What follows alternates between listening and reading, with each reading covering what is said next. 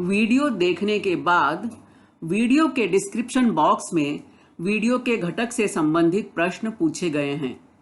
इन प्रश्नों को अपनी कॉपी में लिखकर हल करें। वीडियो के डिस्क्रिप्शन बॉक्स में एक गूगल फॉर्म की लिंक भी दी गई है। लिंक खोलकर इस फॉर्म को जरूर भरें।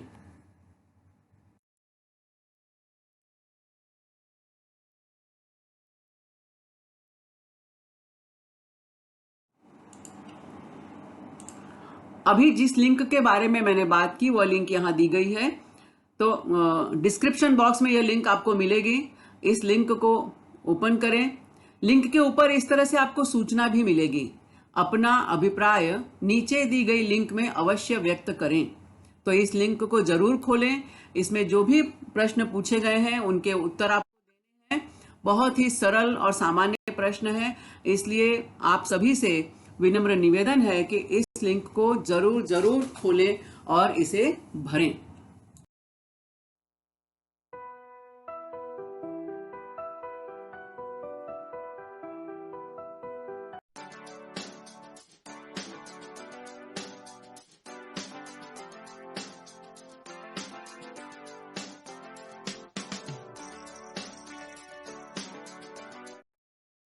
नमस्कार, प्रणाम, आदाब। वर्चुअल क्लास स्टूडियो में आप सभी का हार्दिक स्वागत। कोविड-19 के प्रादुर्भाव की वजह से आज सभी विद्यार्थियों के लिए शाला में प्रत्यक्ष शिक्षा लेना मुश्किल हो रहा है।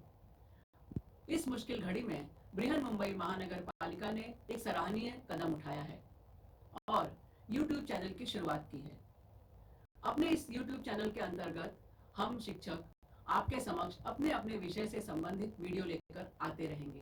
तो आज मैं श्रीमती पूर्णिमा पांडे वर्चुअल क्लास से उपस्थित हूँ अपना एक विषय और अपना एक घटक लेकर। तो चलें अपने विषय की ओर।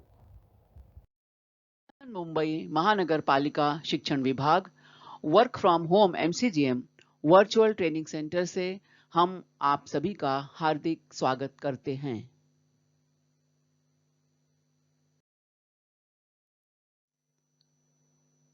कक्षा 10वीं इतिहास और राजनीति विज्ञान विषय के सत्र में मैं श्रीमती पूर्णिमा पांडे आप सभी को सादर आमंत्रित करती हूं।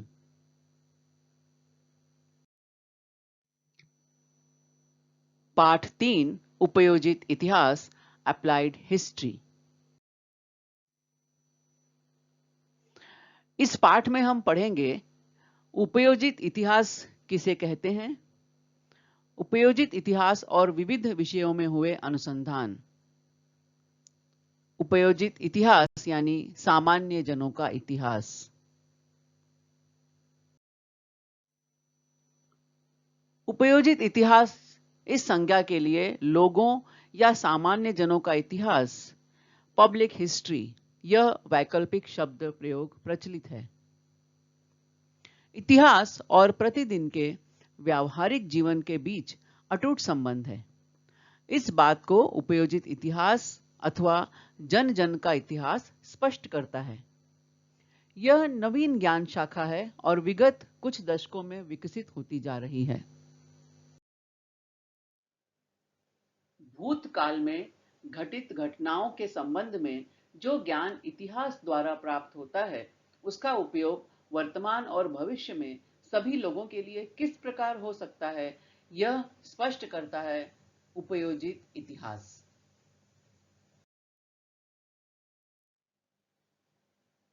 The wall between history and the public. Who creates that wall?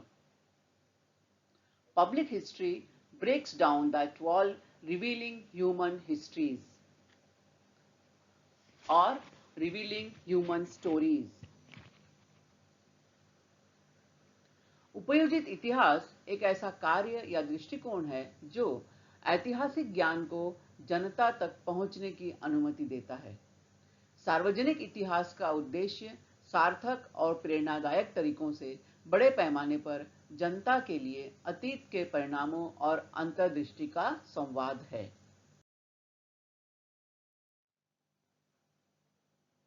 इतिहास केवल कथा कथन का माध्यम,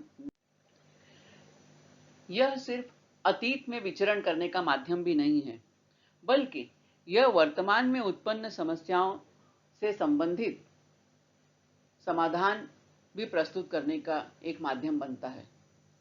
फिर वो समस्या चाहे ट्रैफिक जाम की समस्या हो, चाहे बाल श्रमिक या बाल मजदूरों की समस्या हो, मेगा सिटी स्लम्स की प्रॉब्लम हो, भूखमरी हो, अनाथ बच्चों की समस्या हो, या भयंकर समस्या है प्रदूषण, पर्यावरण प्रदूषण, इन सब के बारे में हमें एक दृष्टि देता है, इनके समाधान को ढूंढने के बारे में एक दृष्टि मिलती है हमें उपयोजित इतिहास से।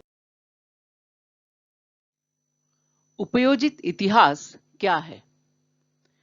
यह है वर्तमान सामाजिक चुनौतियों को एक नए दृष्टि से देखने का मार्ग, उसके बारे में उपाय योजना करना, और यह उपाय योजना सामाजिक हितों के माध्यम से हो, सामाजिक हितों के निर्णय करना, और इन सब को करने से पूर्व जो पहले घटित घटनाएं हैं उनका विश्लेषण करना, उनको तर्क वितर्क की कसौटी पर परखना, और उसके आधार पर सामाजिक हितों के निर्णय करना और समाज को एक दिशा दिखाना। यह सारी दृष्टि हमें देता है उपयोजित इतिहास या अप्लाइड हिस्ट्री। किसी भी समाज में बदलते समय के साथ कई बदलाव होते हैं और नित्य नई समस्याएं, नित्य नई आवश्यकताएं उसके सामने मुंह बाए खड़ी रहती हैं। यह समस्या स्वास्थ्य संबंधी हो, चाहे सामाजिक समस्या हो, चाहे खाद्य संबंधी समस्या हो, या अन्य सामाजिक मानसिक समस्याएं हो, और केवल सामाजिक या मानसिक समस्याएं क्यों, आज के इस व्यापारिक दौर में व्यापार संबंधी समस्याएं भी हो सकती हैं। मैनेजमेंट कैसे हो, एडमिनिस्ट्रेशन यानी व्यवस्थापन कैसे हो, व्यवस्थापन यदि हो चुका है तो उसका संचालन कैसे हो, इस तरह की अनेक समस्याएं उद्योग जगत को भी झेलनी पड़ती हैं। और इन सब से हमें कैसे जूझना है, इन चुनौतियों का सामना करते हुए कैसे हमें नई राह निकालनी है जो हमारे समाज के विकास में एक नया योगदान दे सके, यह दृष्टि हमें मिलती है अप्लाइड हिस्ट्री यानी उपयोजित इतिहास से। उपयोजित इतिहास के क्षेत्र में केवल तज्ञ व्यक्तियों का सहभागी नहीं बल्कि सामान्य लोगों का सहभाग भी लिया जा सकता है। इसमें विशेष तौर से संग्रहालय और प्राचीन स्थानों की सैर पर आने वाले पर्यटकों की महत्वपूर्ण भूमिका होती है। पर्यटन से लोगों की इतिहास में रुचि बढ़ती है, उन्हें इतिहास का बोध होता है और इस वजह से वे संरक्षण और संवर्धन की परियोजना में आसानी से सहभागी हो सकते हैं। विदेश के विश्वविद्यालयों में इस विषय के अनेक पाठ्यक्रम उपलब्ध हैं। अब तो भारत में भी इस विषय के पाठ्यक्रम उपलब्ध हैं। Srishti institute of art, design and technology Bangalore, academy of applied arts new Delhi, ये कुछ ऐसी संस्थाएं हैं जहां पर हम अप्लाइड हिस्ट्री के कोर्स को कर सकते हैं। Academy of applied arts, abbreviated to AAA or AOAA, is an Indian applied arts institute based in New Delhi, founded in 2010. जैसा कि मैंने कहा कि भारत में भी अब इस विषय के पाठ्यक्रम उपलब्ध होने लगे हैं और इस विषय के पाठ्यक्रम को पूरा करने के बाद हमारे पास एक ऑथेंटिक सर्टिफिकेट होता है, प्रमाण पत्र होता है, और उस आधार पर हमें कहीं भी इस क्षेत्र से संबंधित जहां भी कार्य होता हो ऐसे संस्थानों में हमें आसानी से रोजगार उपलब्ध हो सकता है।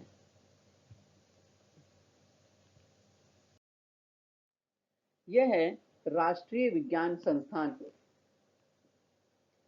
National institute of design.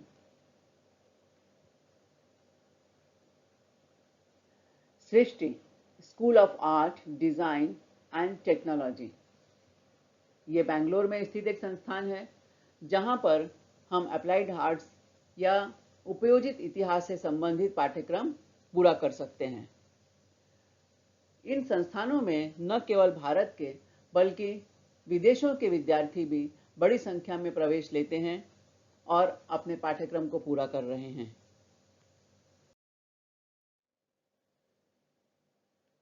और यहाँ पर पब्लिक हिस्ट्री से संबंधित बहुत सारे पहलुओं पर हमें कार्य करने का मौका मिलता है और यहाँ पर न केवल हमारे देश के बल्कि विदेशों के विद्यार्थी भी प्रवेश लेते हैं, पढ़ते हैं। और आप देख रहे हो इस चित्र में कि किस तरह से विद्यार्थी अपने अध्ययन कार्य में व्यस्त हैं।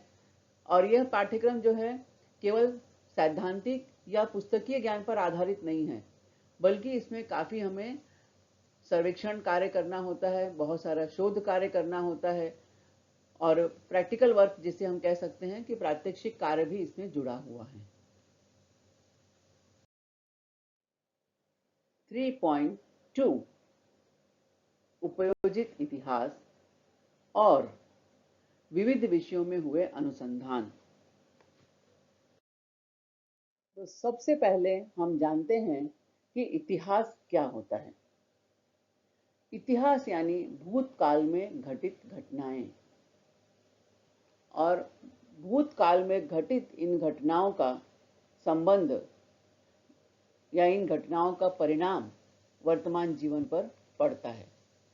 तो हम संक्षेप में कहें तो इतिहास का संबंध मुख्यतः भूतकाल में घटित घटनाओं के साथ होता है।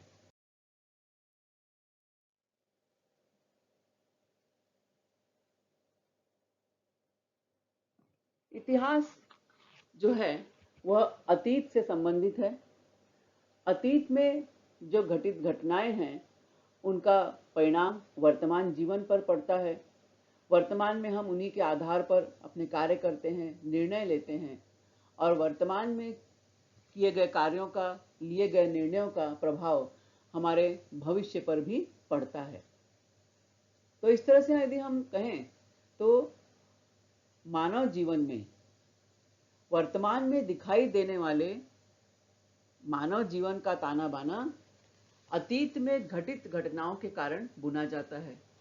और केवल यही नहीं बल्कि मानव जीवन के आगत जीवन का यानी उसके भविष्य का ताना बाना भी एक तरह से हम देखें तो अतीत पर ही निर्भर करता है, क्योंकि हमने अतीत के आधार पर निर्णय लिया और वर्तमान में काम किया। अब वर्तमान में जो हम काम कर रहे हैं उनका प्रभाव हमारे भविष्य पर पड़ता है। तो इस तरह से इतिहास हमारे जीवन के हर क्षण से जुड़ा हुआ। अभी हमने बात की कि इतिहास अतीत में घटित घटनाओं का ताना बाना होता है। तो यह अतीत की जो घटनाएं घटती हैं वह अनेक क्षेत्रों में घटित हो सकती हैं। वह क्षेत्र राजनीति का हो सकता है, वह क्षेत्र सामाजिक हो सकता है, वह क्षेत्र धार्मिक हो सकता है, दर्शन का क्षेत्र हो सकता है, तकनीकी विज्ञान का क्षेत्र हो सकता है या विज्ञान का क्षेत्र हो सकता है। इसे अनेक क्षेत्रों में घटित घटनाएं जो हैं इनका प्रभाव आगत जीवन पर पड़ता है।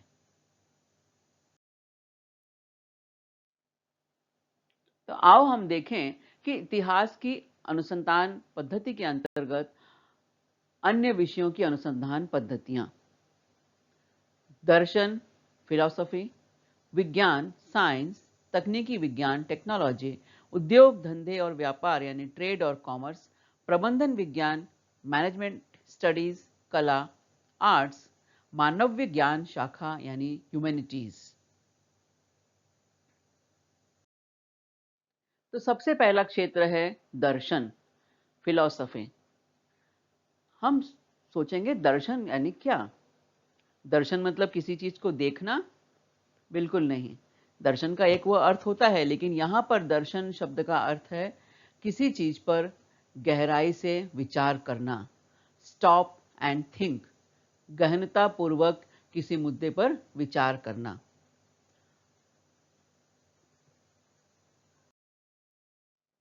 अब ये दर्शन बनता कैसे है? दर्शन का आधार क्या है? यानी what is the base of your philosophy? आपके जीवन, हम लोग बोलते हैं ना जीवन दर्शन क्या है, जीवन का दर्शन क्या है, यानी जीवन की विचारधारा क्या है, जीवन का दृष्टिकोण क्या है, जीवन के प्रति आपका दृष्टिकोण क्या है। तो ये दर्शन का जो सबसे पहला और प्रमुख आधार है, जो बेस है, वह है विचारधारा। विचारधारा कैसे बनती है? किसी चीज के प्रति आपका एक दृष्टिकोण बनता है, और ये दृष्टिकोण कैसे बनता है, ये विचारधारा कैसे बनती है? तो इसका सबसे प्रमुख आधार होता है आपका वातावरण।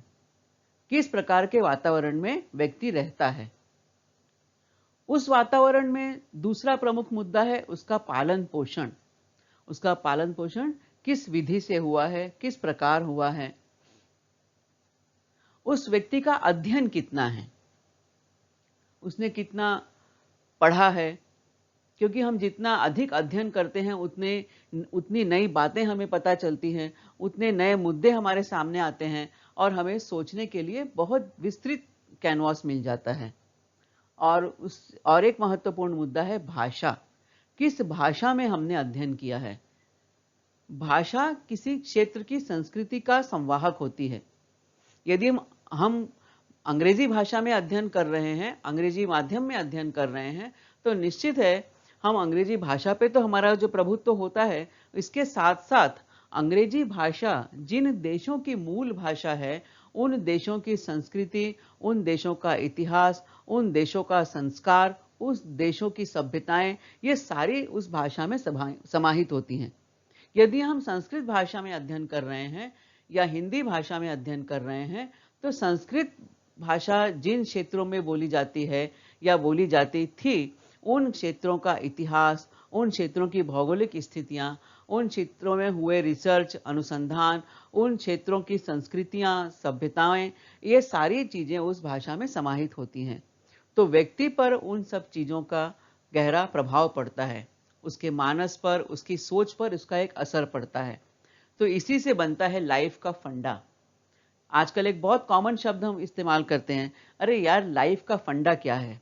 तो लाइफ का फंडा मतलब हमारे जीवन की विचारधारा क्या है, हमारे जीवन को हम किस तरह से जीना चाहते हैं, किस दृष्टिकोण से हम जीवन को आगे बढ़ाना चाहते हैं। तो यह है उपयोजित इतिहास की एक बहुत ही महत्वपूर्ण शाखा। विज्ञान, साइंस। विज्ञान शब्द हमारे सामने आते ही हमारे मन में जो पहली छवि होती है वो होती है वैज्ञानिक। वैज्ञानिक जहां आए तो वैज्ञानिक आविष्कार, वैज्ञानिक आविष्कार, तो आविष्कार के साथ है सिद्धांत। उन सिद्धांतों का कालक्रम क्या है, उन सिद्धांतों की परंपरा कौन सी रही है, और सबसे बड़ा मुद्दा कि उस आविष्कार का कारण क्या है। आविष्कार का कारण क्या होता है? मुख्यतया जरूरत, आवश्यकता, नेसेसिटी। कहते हैं ना कि आवश्यकता आविष्कार की जननी है। मनुष्य के मन में किसी बात के प्रति कोई जिज्ञासा जागृत होती है, कुछ उत्कंठा जागृत होती है, और वह उस उत्कंठा को शांत करने के लिए उस चीज को खोजने लग जाता है, या कोई जरूरत उसके सामने आ जाती है, और उस जरूरत को पूरा करते करते वह किसी एक बात मुद्दे तक पहुंचता है और एक नई खोज हो जाती है। यदि हम के पन्नों को पलट कर देखें तो न्यूटन ने पेड़ से गिरते हुए सेब को देखा, और उसके मन में एक विचार कौंधा, एक जिज्ञासा जागी कि ये जो पेड़ से एप्पल गिर रहा है, जो सेब गिर रहा है, वो नीचे की ओर ही क्यों गिर रहा है, वो ऊपर आसमान की तरफ क्यों नहीं जा रहा है, वो दाएं बाएं क्यों नहीं जा रहा है। बस एक छोटी से इस शंका ने, इस जिज्ञासा ने कई बड़े सिद्धांतों को जन्म दिया, और उन सिद्धांतों के आधार पर कई आविष्कार भी हुए। उसी तरह हम देखें तो भारत के बहुत ही प्रख्यात वैज्ञानिक सीवी रमन जी, उनके मन में एक जिज्ञासा जागृत हुई कि समुद्र का पानी हमेशा हमें नीला ही क्यों दिखाई देता है। बस उनकी इस जिज्ञासा का शमन वो करने लगे, उसके बारे में सोचने लगे, और सोचते सोचते उन्होंने एक ऐसे सिद्धांत का आविष्कार किया जिसे दुनिया रमन इफेक्ट से जानती है। और उन्होंने यह आविष्कार किया था 28 फरवरी को, इसलिए आज हम भारत में 28 फरवरी को विज्ञान दिवस के रूप में मनाते हैं। आसमान की दुनिया, आसमान में चमकते सितारों की दुनिया। और कभी मनुष्य ने इन चमकते सितारों को देखा और उसके मन में बहुत सारी जिज्ञासाएं जागृत हुई, बहुत सारी उसके मन में प्रश्न उठे कि इन सितारों के पार भी कोई दुनिया है क्या, या ये सितारे जो हैं ये क्या हैं, ये क्यों चमक रहे हैं, ये क्यों टिमटिमा रहे हैं, ये हमसे कितनी दूर हैं, क्या इन्हें हम छू सकते हैं। ऐसे बहुत सारे प्रश्न उसके मन में उठे और उसने आविष्कार किया टेलीस्कोप का। टेलीस्कोप के माध्यम से मनुष्य ने अपने आप को सितारों के और करीब पाया, वो सितारों के थोड़ा नजदीक पहुंच गया। कैसे पहुंच गया? टेलीस्कोप के माध्यम से वो सितारे उसे बड़े दिखाई देने लगे, उनके बारे में बहुत सारी जानकारी उसे मिलती गई और फिर विकास हुआ, एक नई चीज का आविष्कार हुआ और मनुष्य ने स्पेस शटल यानी अंतरिक्ष यान की रचना की, जिससे वह अंतरिक्ष की सैर कर सके, अंतरिक्ष में पहुंच सके, वहां के अनेक ग्रहों, उपग्रहों या अन्य तारों सितारों के बारे में जानकारी प्राप्त कर सके। और ऐसा करते करते करते एक दिन मनुष्य पहुंच गया चांद पर। वह चांद जो उसके लिए एक सपनों की दुनिया थी, वह चांद जो उसके लिए एक आकर्षण का केंद्र था, जिज्ञासा का केंद्र था। और आखिर मनुष्य ने अपनी इस जिज्ञासा को शांत किया और शांत करते करते चांद की जमीन पर उसने अपने कदम रख दिए। तो एक क्रमिक विकास हुआ। पहले हमने अंतरिक्ष में ताक झांक करने के लिए, अंतरिक्ष में झांकने के लिए हमने टेलीस्कोप का निर्माण किया। अब जब टेलीस्कोप का निर्माण हुआ तो उसके आगे और एक उसके मन में प्रश्न उठा कि अरे क्या हम यहाँ तक जा सकते हैं? क्या ये जो ग्रह, जो तारे, उपग्रह जो हमें दिखाई दे रहे हैं, उस समय इन सब चीज़ों के नाम नहीं थे, इसे हम खगोलीय पिंड कह सकते हैं। तो उन खगोलीय पिंडों के बारे में और जानकारी हम कैसे लें? तो अंतरिक्ष यानों का निर्माण हुआ। अब ये अंतरिक्ष यान का निर्माण हो गया तो अब मनुष्य के मन में और जिज्ञासा जागी। मनुष्य तो जिज्ञासाओं का पुतला है, उसके मन में सतत प्रश्न उठते रहते हैं और उसी प्रश्न का समाधान करते करते मनुष्य पहुंच गया चांद पर। तो इस तरह से हम देखते हैं कि विज्ञान जो है वह हमें बहुत सारी चीजों के बारे में जानकारी देता है और हमें नए आविष्कार करने के लिए, नई खोज करने के लिए विज्ञान का इतिहास भी जानना पड़ता है कि उसके पहले क्या क्या उस क्षेत्र में काम हो चुका है। विज्ञान के क्षेत्र में सतत काम होते रहता है, तो हम नया काम करने के पहले पुराने काम को जानते हैं कि कहाँ तक काम हुआ है, कितने स्तर तक हम पहुंचे हैं। तो जहां हम पिछले जीवन में प्रवेश करते हैं या जहां हम पिछली घटनाओं पर नजर डालते हैं, वहां इतिहास का समावेश हो जाता है। तकनीकी विज्ञान, technology. Technology is the application of science.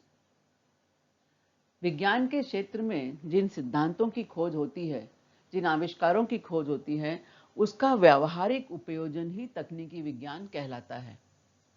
इस क्षेत्र के अंतर्गत अभियांत्रिकी, स्थापत्य, वस्तुओं का उत्पादन, कृषि उत्पादन आदि में जो परिवर्तन हुआ और इस परिवर्तन के पीछे जो कारण रहे, जो कारण परंपरा की श्रृंखला रही, उसे समझने के लिए हमें तकनीकी विज्ञान का इतिहास भी जानना होता है। जब भी हम पिछले घटनाओं को जानने का प्रयास करते हैं, पुरानी घटनाओं को जानने का प्रयास करते हैं, हम तुरंत इतिहास विषय से जुड़ जाते हैं।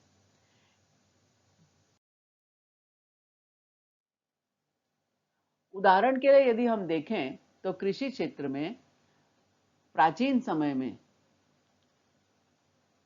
हम देखते हैं कि मनुष्य अपने हाथों से काम करता था। पहले घर के कुछ सदस्य काम करते थे, धीरे धीरे जब जैसे जैसे उसका उत्पादन बढ़ते गया, घर की महिलाएं भी उसमें शामिल होने लगी। और आज हम वर्तमान में देखें तो आज वर्तमान में खेती अत्याधुनिक विधि से की जाती है, चाहे वो ट्रैक्टर का उपयोग हो, चाहे फसल कटाई के लिए मशीनों का उपयोग हो। इस चित्र में आप देख रहे हैं कि किस तरह से इतने बड़े खेत में जो फसल की कटाई हो रही है, मशीन की सहायता से कैसे फटाफट होते जा रही हैं। तो इस तरह से ये क्रमिक विकास हुआ और तकनीकी जो जानकारी थी उसका उपयोग होते गया।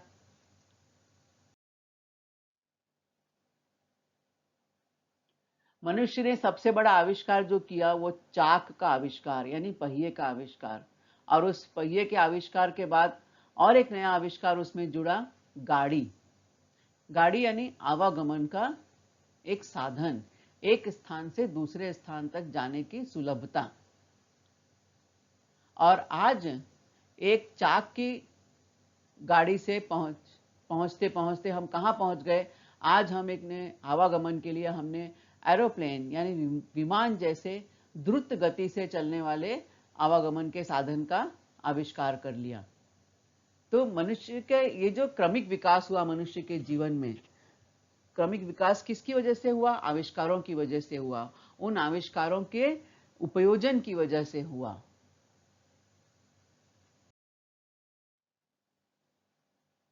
इसी तरह हम देखें स्थापत्य कला में, क्योंकि विकास तो हर क्षेत्र में होता है।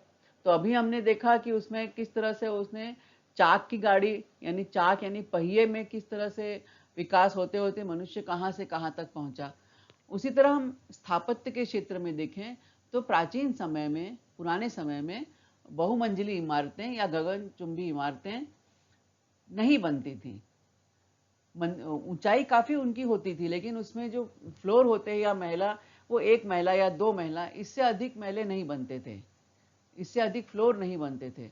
हाँ, घरों की ऊंचाइयां अधिक होती थी क्योंकि जनसंख्या कम थी, लोगों की आवश्यकताएं कम थी। तो स्थापत्य भी उस हिसाब से होते थे, खुली जगह, बड़ी जगह है तो बड़े बड़े घर बनते थे और उन बड़े बड़े कमरे बनते थे, कमरों की ऊंचाइयां अधिक होती थी। लेकिन धीरे धीरे समय बदलते गया, लोगों की आवश्यकताएं बदलती गईं, औद्योगिक क्रांति हुई और स्थापत्य कला में परिवर्तन हुआ। आज हम देखते हैं कि शहरीकरण का बोलबाला है और शहरीकरण के कारण केवल बड़े शहरों में ही नहीं बल्कि छोटे शहरों में, कस्बों में भी बड़ी बड़ी इमारतें बनने लगी, बहुमंजिली इमारतें बनने लगी। यानी एक ही बिल्डिंग में 5-5 फ्लोर, 8-8 फ्लोर, 10-10 फ्लोर। और आज यदि हम अत्याधुनिक निर्माण देखें तो 500, 600, 700 महले की बिल्डिंग्स भी बन रही हैं।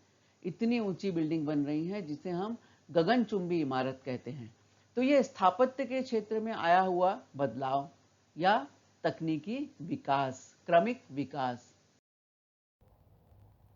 आपने यह वीडियो ध्यान से देखा, सुना और समझा। मुझे पूरा विश्वास है कि आपको इस वीडियो का घटक जो है वो निश्चित समझ में आया होगा। इस घटक को अधिकाधिक गहराई से समझने के लिए इस वीडियो को बारंबार देखें, अपने दोस्तों के साथ भी शेयर करें। आपके सुझाव, आपकी प्रतिक्रिया कमेंट बॉक्स में अपेक्षित है। अब मैं आपसे मिलूंगी एक नए वीडियो में, एक नया विषय लेकर, एक नया घटक लेकर। तब तक के लिए धन्यवाद।